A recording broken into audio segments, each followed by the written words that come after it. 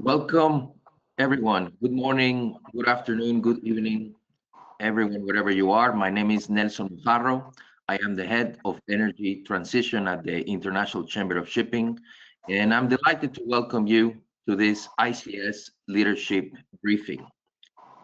Shipping represents 4% or only 4% of global energy demand, but it transports 36% of the world's energy.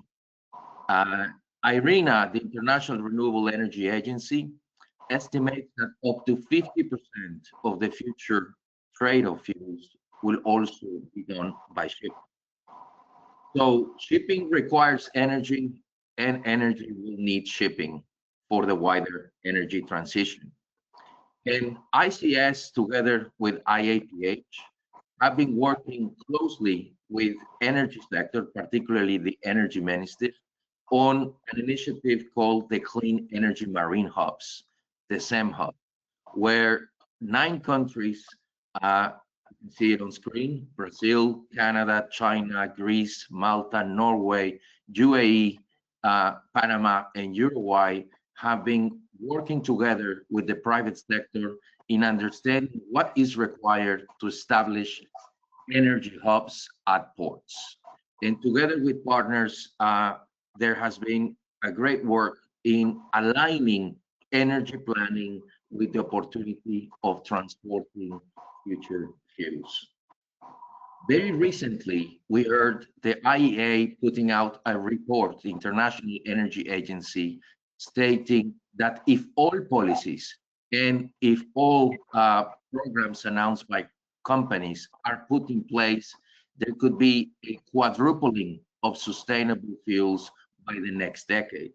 In fact, very recently, last month in the COP in Brazil, ICS, the SEM hubs have different meetings, and particularly the main points were we need to prepare, we need to focus on readiness of the infrastructure, and of course, we need to strengthen the ties with the energy sector. In that COP in Belém, about 25 countries, including Japan, Brazil, of course, Korea, Italy, India, Canada, Panama, UAE, Netherlands, Singapore, Mexico, and others signed on to quadruple these fuels worldwide and make sure the availability continues. But as we will hear likely today, future fuels and its infrastructure is a very complex issue. And we will talk about today about the potential growth of sustainable fuels, the issues of multi-fuel pathway. Of course, we'll touch upon the policies that are required to incentivize the production of these fuels, the demand side incentives, the fuel standards, and if time allows, we would, of course, look at what to expect for 2026 and beyond. Audience, you have the opportunity to type your questions in the chat. We will look at the questions to our panelists. And with that, I will now focus on going to our panel today. I am delighted to welcome Professor Stefan Ulbrecht from Bierbach University in Germany, who has worked closely with ICS on its reports on the topic of energy and shipping. And you've been working on an upcoming publication with the SEM hubs on the maritime infrastructure for clean energy commodities. Welcome, Stefan. Many thanks. Also, a warm welcome to Susana Moreira. She's the Executive Director of H2 Global Foundation. Warm welcome, Susana. Thank you for joining us. And also joining today is Auxilio Bowen, partner at the consultancy ERM, and who has been working on topics of alternative fuels and maritime decarbonization. Warm welcome to you, Auxilio, as well. Thank you. Well, to start this panel, particularly, let's start to see what recently we heard from this COP announcement. We saw at COP that many countries tried to reach consensus. Unfortunately, they couldn't reach consensus on having a roadmap of transitioning away on fossil fuels. However, in a positive way, for the first time ever at a COP, we saw 25 countries stepping up and pledging to quadruple sustainable fuels, what's called the 4X Belém pledge. And with that, we see that there are efforts also on electrification as a decarbonization pathway for multiple sectors, but also the need on this complementary pathway for working on future fuels. It is foreseen, of course, that these fuels will be essential for sectors that are hard to electrify, particularly industrial sectors, but also in transport, including, of course, aviation, roads, and shipping. So, from your perspective, how do you see this Belém 4X pledge announcement and the opportunity to increase demand for sustainable fuels worldwide? Auxilio, if I can ask to start with you, from your perspective, also, which sectors are likely to see gaining that momentum and uptake? So we can start with you, Auxilio. Perfect. Thank you, Nelson. And yes, good morning, good afternoon, good evening, everyone. So yeah, let me provide maybe a little bit more context on renewable fuels and the Belém 4x pledge. So today, renewable fuels represent about 3 to 4% of transport fuels. This is equivalent to about half the consumption of the shipping sector, just to put a little bit things in perspective. Now, the IEA, in its recent report on sustainable fuels, estimates that existing and planned policies could result in a threefold increase in demand by 2035. That would represent about 10% of transport fuels globally. However, in the next decade to come, demand is expected to grow fastest in the aviation sector. So road transport will continue to grow, but aviation is the sector where we may see the greatest acceleration in terms of uptake. There's a few reasons for that. First of all, is that policy is developing quite strongly in that area. So there's the European policy, right? Refuel EU aviation will come into force, and there's other policies that are emerging globally. Just to give an example, Singapore has also now a target mandate for sustainable aviation fuels. There's also a lot of project development activity, and that's, I mean, a signal that the sector is on the rise. A lot of the projects that are being proposed currently in the area of renewable fuels are focusing on sustainable aviation fuel production. There's also an emerging ecosystem around SAF. And that actually also includes the demand for Scope 3 SAF certificate purchases, which is an interesting indicator of a market emerging and being created in relation to SAF. So overall, the IEA estimates that SAF could represent about 15% of jet fuel consumption by 2035. Now, we're all here focused on shipping, and shipping is the other sector where we could see demand growing rapidly.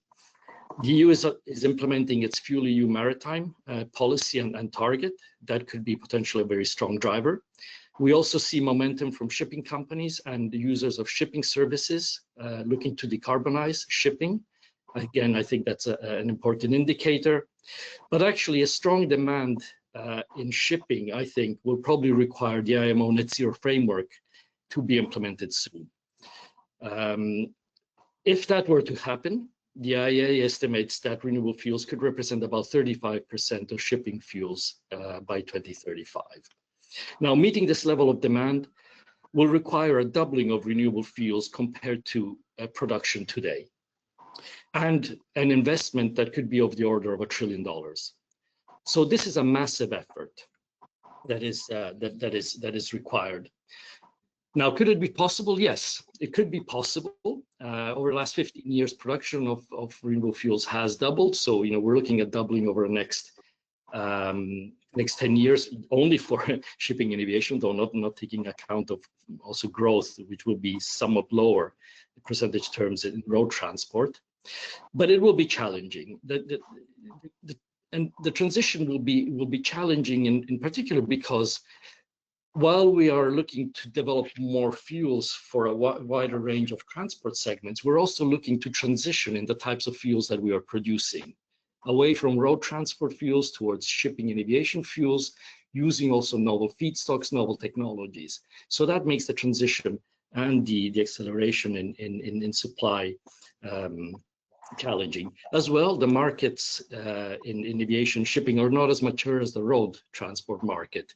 Hence, there will need to be quite a bit of effort put into to develop these markets. Now, the Belém 4x pledge is a commitment of intent to develop policies and frameworks that will enable this ambitious growth. And that is very important because this coordinated action, this objective is very much needed if we want to grow the renewable fuels, the sustainable fuels area quite strongly over the next decade.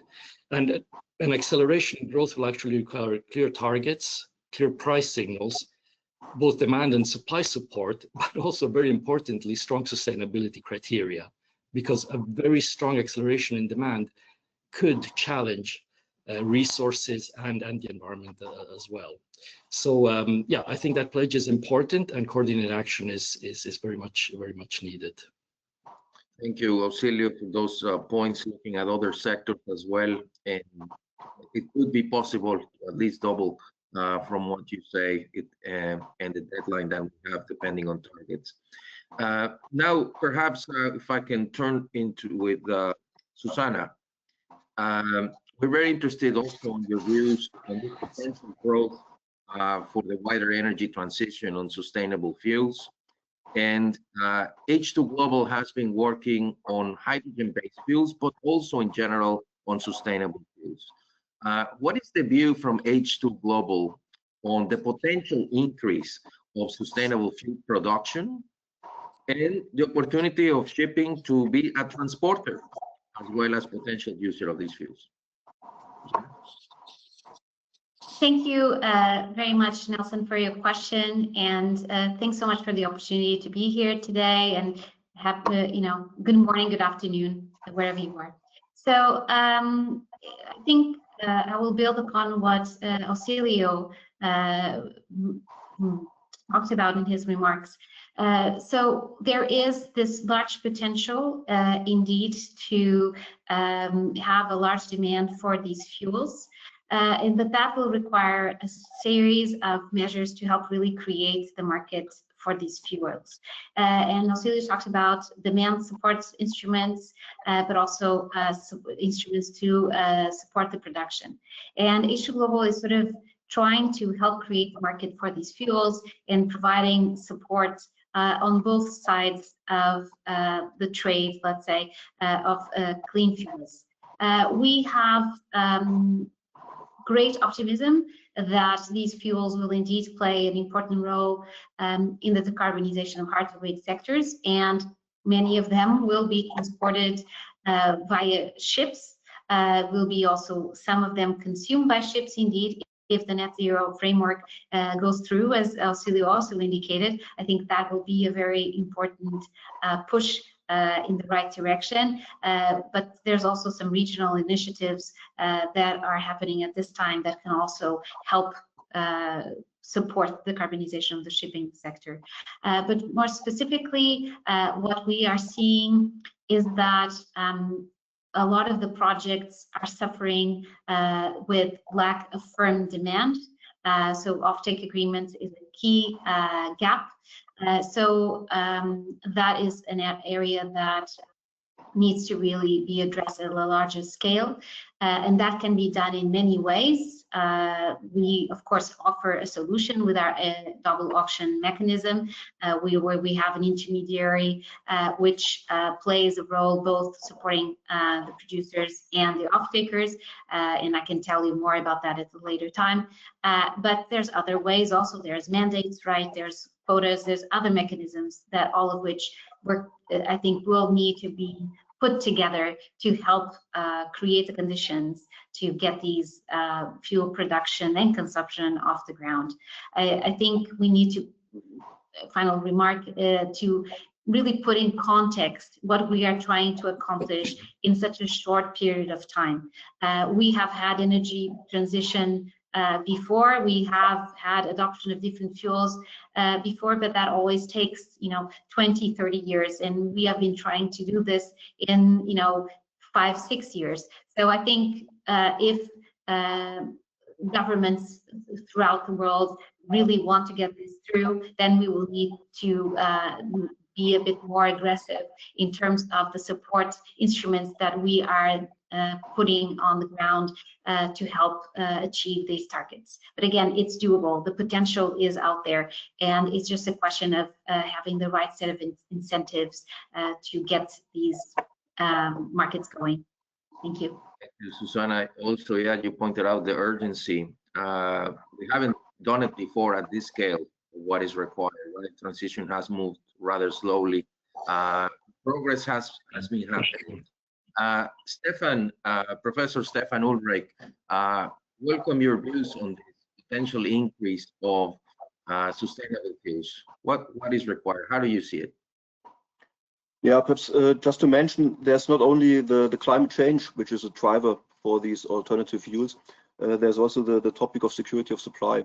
So the more you can produce in some other way, the more it helps you to get independent of certain imports that you have. And this could also be a driver to overcome perhaps the current price differential that we have. I mean, currently alternative fuels are definitely more expensive than the others. So something needs to be done in order to overcome this price differential. With regards to the sectors, I would expect that the industrial sector is perhaps the more interesting consumer, at least in the beginning, and that the transport sector will follow. I mean, there are some exemptions perhaps with SAF, with sustainable aviation fuels, that might start earlier. But I guess in general, I would expect that, and not only I, but it's also a lot of other researchers are expecting that the most demand in the beginning will come from the industrial sector, from the steel sector, from the cement sector, from the organic chemical sector, and so on and so forth. And then transport will follow. Which perhaps also then describes the role of maritime shipping. In the beginning, it will become more the enabler of this kind of fossil fuel replacement, and then later on, it will also become a quite important consumer for these alternative fuels. Having said this, this also means that the competitive situation for these fuels will change. It's not only the shipping sector, it's not only aviation, but it's also a lot of other consumers who will be fighting about these kind of alternative fuels, which might also be interesting for the prices. So the sectors who are easiest to pass over the costs to their consumers might be the winning ones, and the other ones might be slightly hesitant to introduce these fuels as fast as possible. With regards to the regions, I think there are mainly 3 importing regions for these fuels. This is Northwestern Europe, this is Japan, and this is South Korea. All of these 3 regions are densely populated and highly industrialized. That is, they have not enough space to produce all these kind of alternative fuels on spot, because either they don't have the biomass facilities or they don't have the electricity facilities which are needed. Alternative fuels is a big bet on infrastructure. We also have to admit this. And this means less densely populated areas with better conditions for renewables might be the main exporting regions for this, the main exporting regions for the alternative fuels. And yeah, with regards to the drivers, because you also asked for this, the most easiest way to increase this kind of alternative fuels rather fast is perhaps to use quotas and to use blending of fuels as far as possible, because blending of fuels would necessitate the least potential. I think because possible changes to the total infrastructure, especially on the consumer side. Because if you're introducing specific fuels that would necessitate the consumers to change their whole applications, this would lead to a rather long time scale, I fear. yes, all interesting points heard on this, and our audience are normally, of course, from the shipping sector, but also from the energy, as well as in the ports and the maritime sector across. Perhaps we can dive into the policies that are required, and perhaps Stefan, if we can look at those, not only the policy aspect but also on the demand. You have been working very recently on a report, working with the CEOs, looking, understanding in their survey that you did for the SEM hubs on their perspectives on what is required in this energy maritime infrastructure, and what is the point of view from the CEOs, from the investors, on what do they want to see? What are the key recommendations? If you can share some of the key points, Stefan, for us. Yeah, I think putting it together, I mean, the key recommendations with regards to accelerate the demand was firstly, that the policymakers should focus on triggering demand for alternative fuels, especially with a focus on infrastructure. This could be done via supply incentives, definitely. And of course, they have a higher risk and low effectiveness. That is, perhaps we need reduced taxes for zero carbon fuels or a quota system as some kind of ideal solution in what came out of the whole discussions. The supply part of the value chain is apparently ready to invest. I mean, if you speak with all the guys who are producing these alternative fuels, they're always happy to deliver because, I mean, the technology is there. The level of the technology is also sufficiently high in order to allow for investments. However, they also need some kind of long-term stability, and this would mean some kind of longer-term contracts that they would need to have. The second point that was often mentioned was, I mean, I also already mentioned this topic of security of supply that we have, but also affordability is some kind of topic that needs to be considered. And as I said, I mean, some sectors are rather easy in passing the costs to their customers. Other sectors find it more difficult. And of course, in a less harmonized world, it will become extremely difficult to have competition where some part of the world is not having these kind of burden, and the other parts of the world is having this burden. So especially for maritime shipping, it would be decisive to have here really a harmonized and international and global cooperation just from the start. Nevertheless, it could be good to start with the coalition of the willing. This would be the third recommendation that came out of all these kind of things, of these discussions. That is to start with some key countries who are willing to enable their ports in order to allow for exports and imports of these alternative fuels, and also to allow for bunkering of these fuels, because it doesn't make much sense to start a ship running with empty of fuel, and then it's not possible to bunker it at some stage. So this could be very interesting starting point, that some kind of coalition of the willing would be the nucleus of a global development.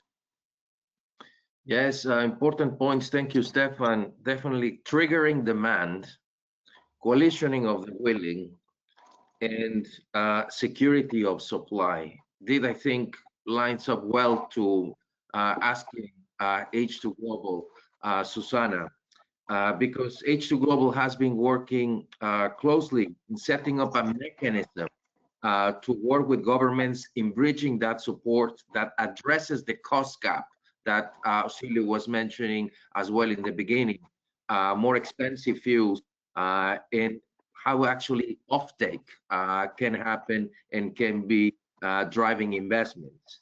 Now, this current support mechanism that H2 Global has been working, and particularly we hear sometimes governments looking at supply side incentives. There seems to be a challenge going forward, trying to create sustainable markets. How does H2 Global see this challenge, and what can be done that when early support from government are there, this could lead to sustainable, self-sustaining market, incentivizing that demand that is required instead of just depending in the long term on public finances and public funding. Susana? Thank you again. So I think this is the opportunity for me to just briefly provide an overview of how the H2 Global mechanism works. and what we are trying to accomplish, and then talk about the long-term sustainability thereof. So HGlobal was designed to really help deal with the chicken and egg issue that was patent in the comments that Stefan was sharing with us. And so in essence, it tackles it in the use of this double auction mechanism with an intermediary that is the entity that will perform the contracts between both the suppliers and the off-takers of clean fuels. And in essence, what happens, there is an auction on the supply side, and HINCO, in this case, the intermediary, offers a long-term offtake agreement, aiming to be 10 years, which is a critical element for projects on the supply side to reach bankability. Banks will not provide loans if there is uncertainty that the project will get regular disbursements during a long period of time. So that's the first key element. So there's a competition, and as a result of that competition, the entity that produces the highest volumes for the lowest cost, in essence, and of course meets many other criteria, sustainability and others that Osili was mentioning before, that's also a very critical element. They then win, and they enter an agreement with HINCO. So with that concrete offtake agreement, a long-term offtake agreement, they can go to the market and say, okay, we have this long-term offtake agreement, and hopefully that can mobilize the financing required that will allow them to reach FID and eventually start producing. About a year prior to the production being completed and the start of the delivery to HINCO, HINCO goes to the market and offers the product to off-takers. And again, there is a competition, it's another auction, and the winner will be the entity that offers the most for the product. The assumption is that there's going to be a gap between the price that HINCO had to pay for the products that it bought and the price that the off-takers are willing to pay. And that difference in cost, that cost gap, will then be covered by funds that are provided by governments. And that is sort of really basically a nutshell of how it works. I mean, there's more details, but this is the basics. And we think that this is a very efficient way to using limited funds that governments have. There's a lot of different competing objectives that governments need to take on. And so the most efficient way to use the funds, the better. There's a couple of ways where this is efficient. The first thing is that the funds don't need to be dispersed immediately. They are dispersed only when HINCO has to pay for the product that it receives. So there is a timing difference that is helpful for governments. The other key point is that, unlike, for example, a typical contract for difference, where you will agree on a price for 10 years and it's a fixed price, this approach, because there is regular auctions, on the offtake side, we do one auction per year on the offtake side, which is different from the supply side, where we did one auction for a long-term offtake agreement. On the off-taker side, we go to the market usually once a year, and we provide contracts for shorter periods of time. That will allow, during the 10-year duration, let's say, of a contract, to see how the market evolves and whether there is a higher willingness to pay. The assumption is, in contexts like in Europe, where there are other mechanisms that will encourage off-takers to get these products because there's mandates or quotas or others, that the willingness to pay over this period of time will go higher. So let's say you can start with a willingness to pay of 500, but towards the end of the period, maybe the willingness to pay is 800. That will mean also an efficiency gain for the government. The government can pocket that difference. Instead of having to give 500 every year during that period of time to cover the difference, maybe they start with 500, but they may be ending with 300. And so that is also a very attractive approach towards how governments are using their capital, because there is efficiency in the expenses. Now, we don't see ourselves as an instrument that is designed to be here forever. We see ourselves as helping really create a market. That means helping create the market to get to that, often quoted 5% of the market, the so-called tipping points. Once the market gets to that, then the natural forces of the markets kick in, and it becomes a commercial endeavor.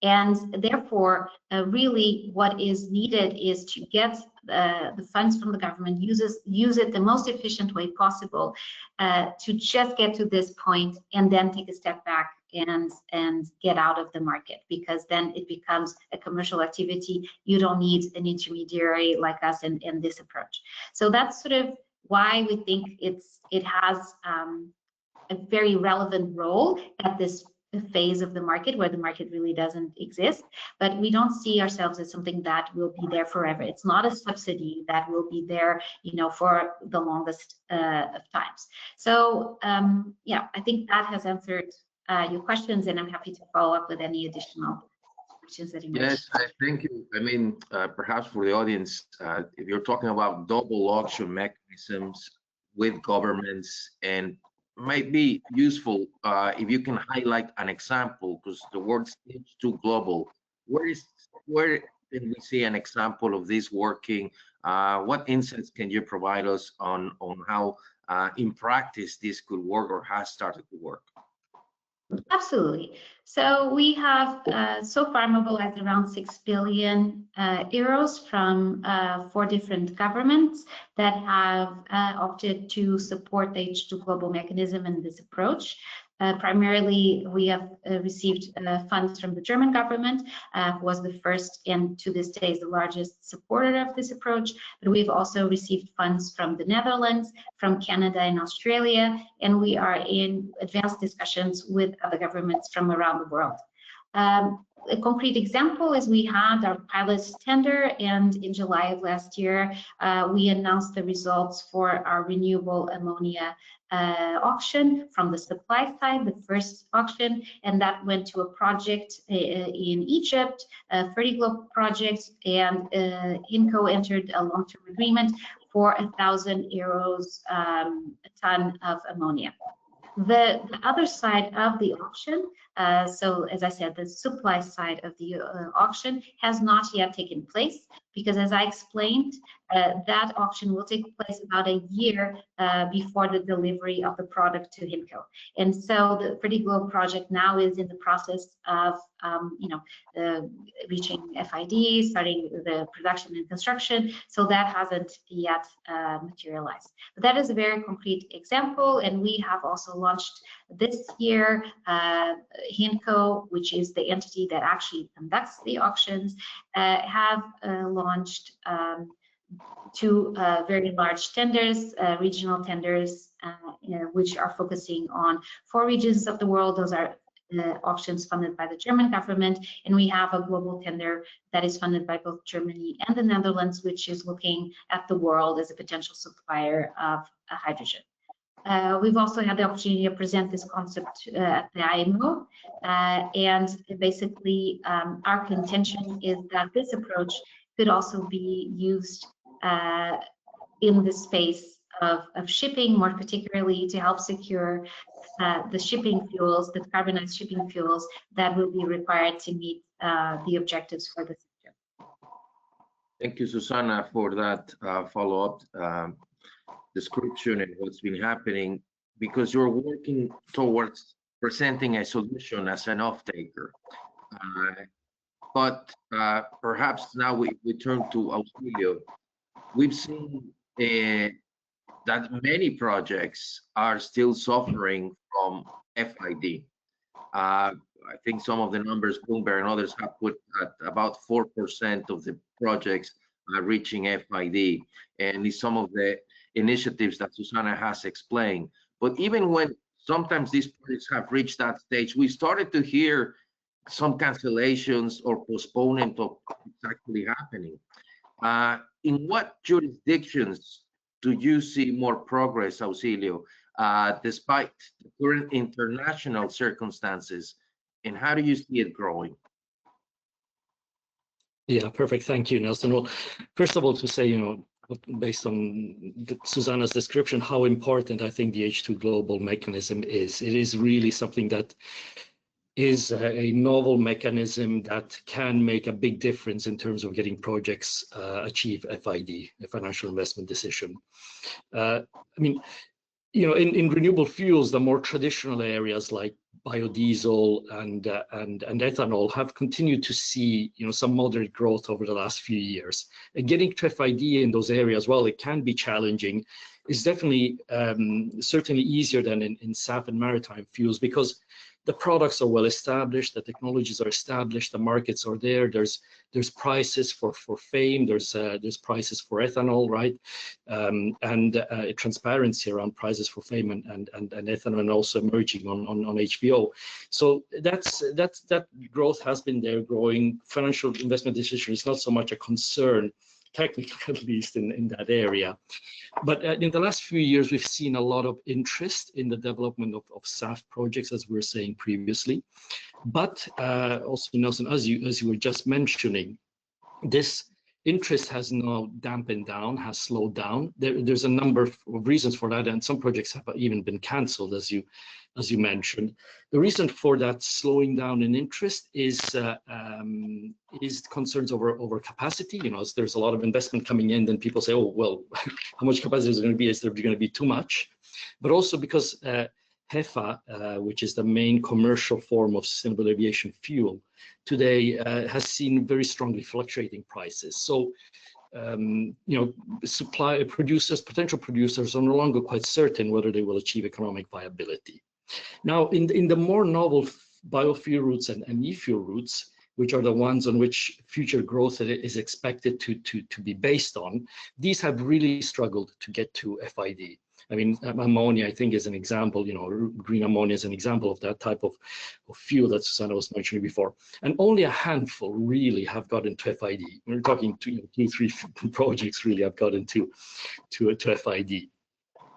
And so at the same time, there's a lot of interest and a lot of announced projects or planned projects, but a lot of them are not very progressed.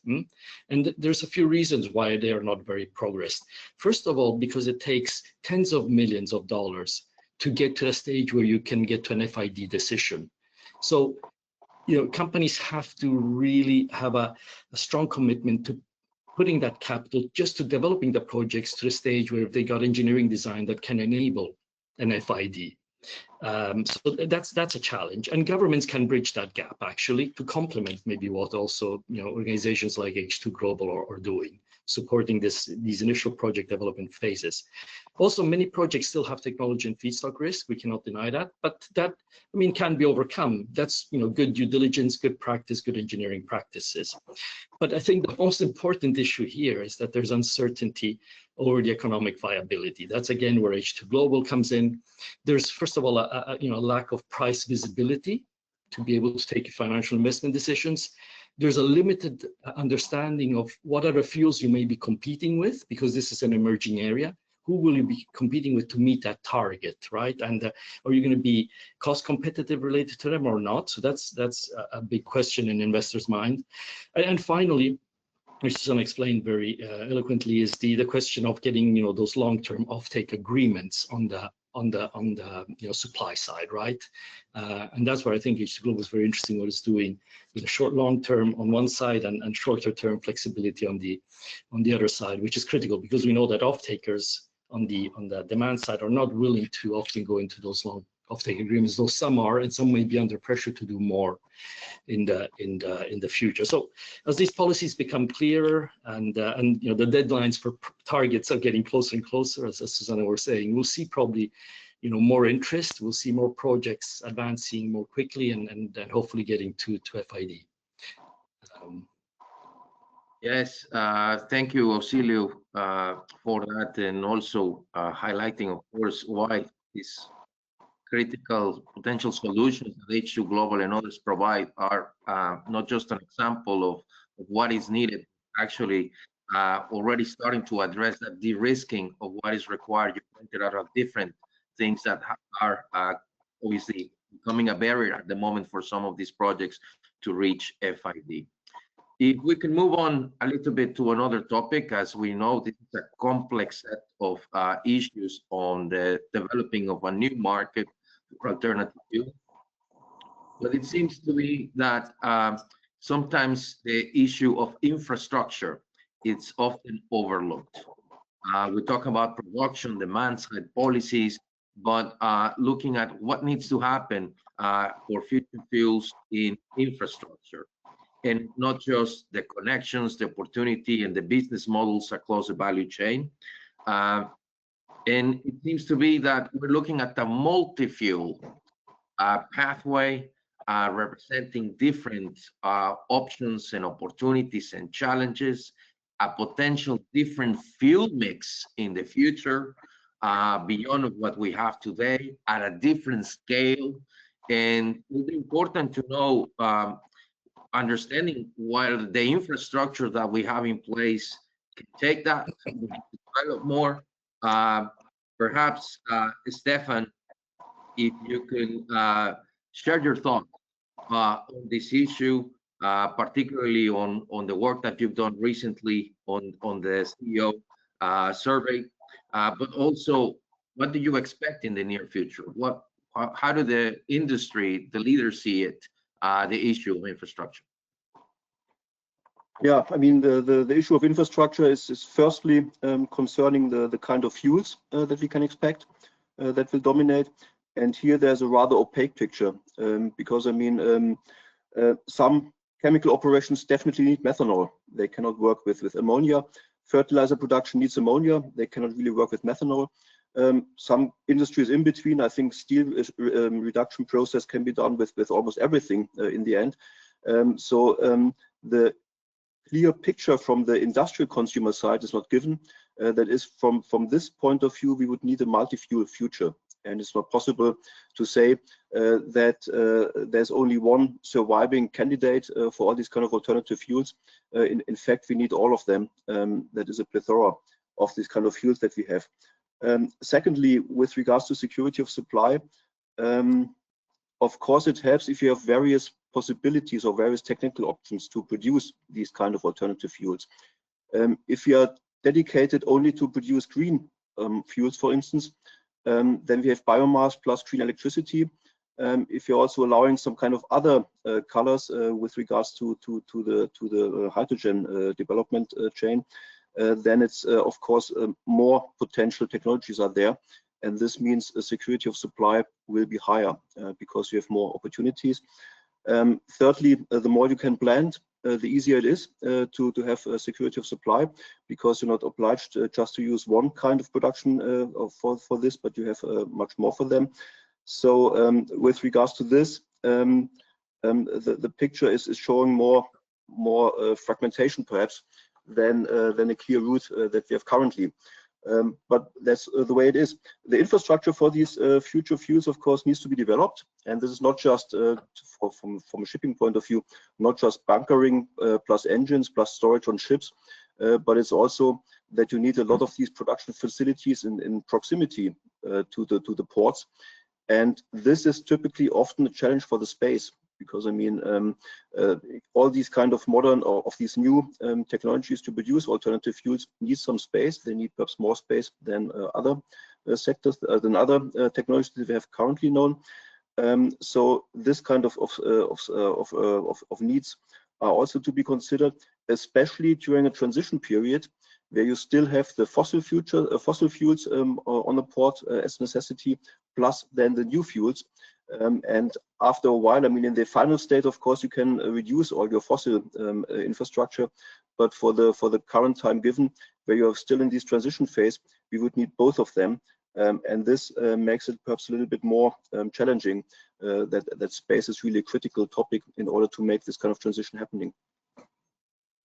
Yes, thank you, Stefan. On that, we're going to move more quickly now into the questions. So we also try to have some time for the audience to, to have the questions answered they have posted. Auxilio, how do you see the issue of shipping future fuels infrastructure? And particularly, do you see any regional developments more than global approaches? It's a big topic. Who's actually doing what in terms of infrastructure? What are the insights? Are there any particular jurisdictions? Where do you see it happening? Yeah, maybe just to also complement a bit what Stefan was saying. So alternative fuel infrastructure from a point of view of transport and distribution is not an issue in the road transport sector and the aviation sector, because those fuels are well known, established, and in the case of aviation, it's a drop-in fuel. It's a different question for shipping, as Stefan was saying. Different shipping companies are looking at different shipping fuels, which will require different dedicated infrastructures. That's a challenge at the moment in shipping, and ports are becoming very much engaged in this discussion, and they're trying to understand what the potential demand for different fuels will be based also on ship order books, etc. What the supply of those fuels could be, where it could come from, and looking at questions as Stefan was saying about space, safety, maturity of equipment, and operations. So really the ports now are on top of this, because ports generally see alternative fuels as an opportunity to establish a competitive edge maybe to other ports, an opportunity for growth in the trade of these fuels, or because ports are often industrial sites, maybe even the production of fuels. So it is an opportunity for ports, but there's a lot of uncertainty, as Stefan was saying, in terms of how it will develop. In the meantime, I think we talk about these fuels that require infrastructure changes, but actually maybe in the intervening time there may be a big focus also on drop-in fuels in shipping. Bio-based type fuels like diesel-like fuels, pyrolysis oils, because that will complement or maybe simplify a bit this infrastructure question. Also, maybe worth mentioning that the European Union and Commission has recognized the importance of infrastructure, and we've got the Alternative Fuel Infrastructure Regulation, which is looking to, put targets and support the development of the infrastructure. Green corridors are going to be very important. It goes back to the coalition of the willing, internationally, I think, in the development of these point-to-point infrastructure from which a broader infrastructure can develop. But a lot of questions are still being asked. I mean, the questions about drop-in fuels versus non-drop-in fuels, whether a single fuel will emerge in the future or multiple ones. Will it be a renewable natural gas? Will it be methanol? Will it be ammonia? Shipping is still very much in flux in that respect. Yes, indeed.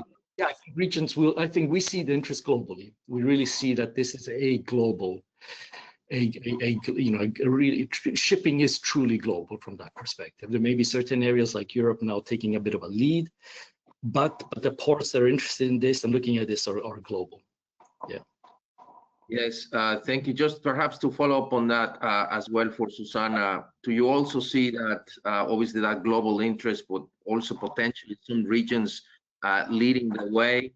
Are we ready in terms of infrastructure of the fuels that H2 Global are working on? Is it something that you may see happening? Any thoughts?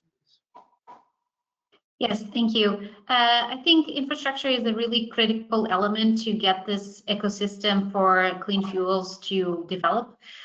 We actually at H2 Global have a research arm, and we launched last week a report which is called From Ports to Off-Takers, and we are actually looking at the different gaps in infrastructure for the different fuels across regions. And I think that is really an important point to make. Is that different regions will have different needs in terms of infrastructure, particularly on the import side, and also we are going to look next year on export infrastructure. These are, it shouldn't be an afterthought.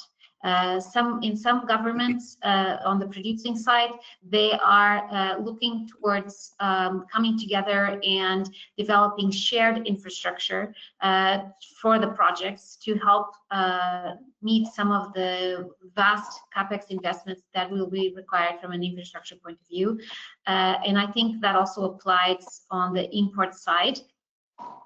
where we are seeing, of course, some of the ports in Europe making advancements, investments in terminals, but there is still a lot of uncertainty. And one of the elements that Stefan did mention, besides the actual access of land, because you will need to have new infrastructure, there's also some concerns regarding some of the derivatives, some of these e-fuels pertaining to safety that create some issues also from communities. So infrastructure is not just a large ticket item in terms of investment, it has also a footprint, and that needs to also be tackled.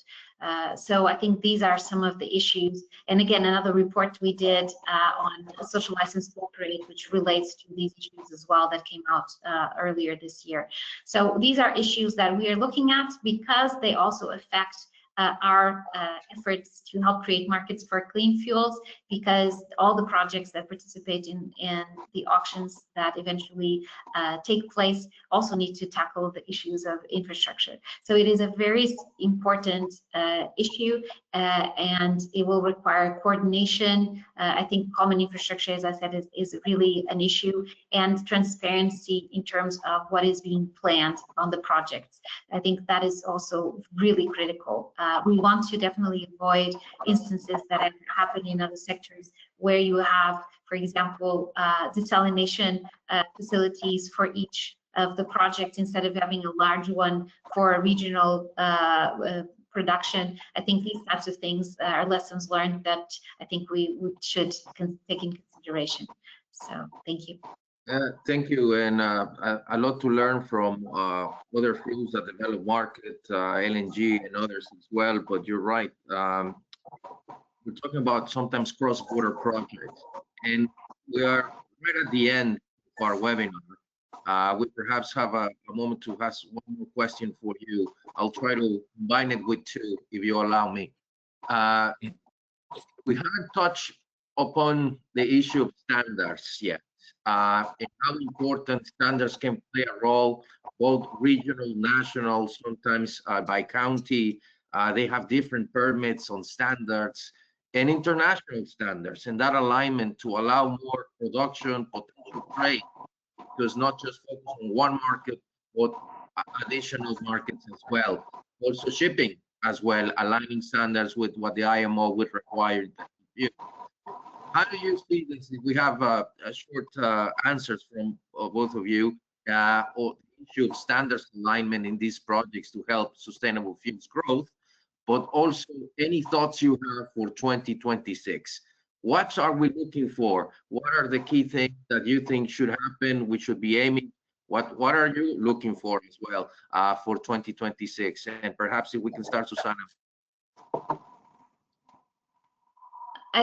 So the certification is a critical issue, and at least having mutual recognition of existing certification schemes, I think it's absolutely critical. I think several institutions are working on this actively, so I couldn't encourage more. There's also a lot of uncertainty about interpretation of certain standards, and I think that even not just you need standards, but you need clarity of how you are implementing them, and I think that is absolutely critical, and I couldn't agree with you more.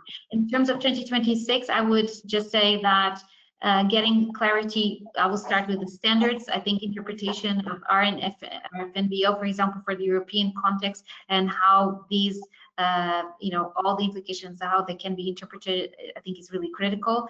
I think it's also very critical to keep pushing this agenda, and in discussions like the one happening at IMO are really critical, not just for the shipping sector, but from a global perspective of how to really create an environment that allows the offtake of clean fuels at the global stage. I think lots of aviation, Auxilia will speak about that, I'm sure, but I think that's a very promising sector.